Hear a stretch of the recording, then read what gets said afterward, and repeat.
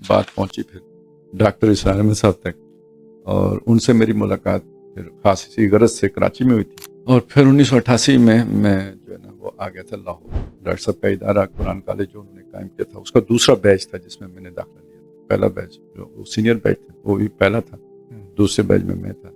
یہ 3 سال کا کورس ہوتا تھا جو گریجویشن کے بعد ہے.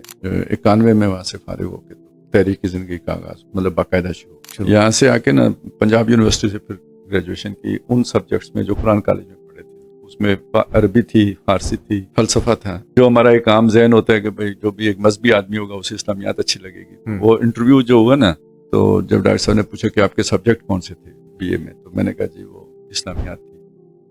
تو ڈاکٹر صاحب کوئی تاثر چہرے پہ نہیں آیا، جو مجھے کوئی پازیٹیو نہیں نظر آئے گا نا، یعنی جو میں اپریسیشن سمجھتا تھا کہ ہوگی وہ نہیں نظر. پھر میں نے کہا جی پولیٹیکل سائنس، تو تھوڑا سا ڈاکٹر صاحب نے ذرا انٹرسٹ تھوڑا سا بس. تو جب میں نے اکنامکس کہا تو وہ جو میں اسلامیات پہ سمجھتا تھا جھٹکا لگے گا ڈاکٹر صاحب کو، وہ جا کے اکنامکس پہ لگا. تو یہ میرے لیے بہت اچھمبے کی بات تھی کہ یہ اچھا یہ اب تو اس زمانے میں اکنامکس کے تعارف میں یہ بات بھی شامل ہوتی تھی کہ بعض لوگوں کا خیال ہے کہ یہ شیطانی علم ہے.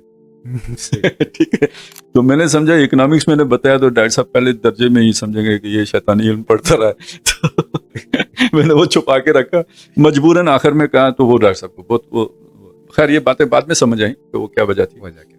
لیکن یہ کہ بہرحال یہ واقعہ میرے ساتھ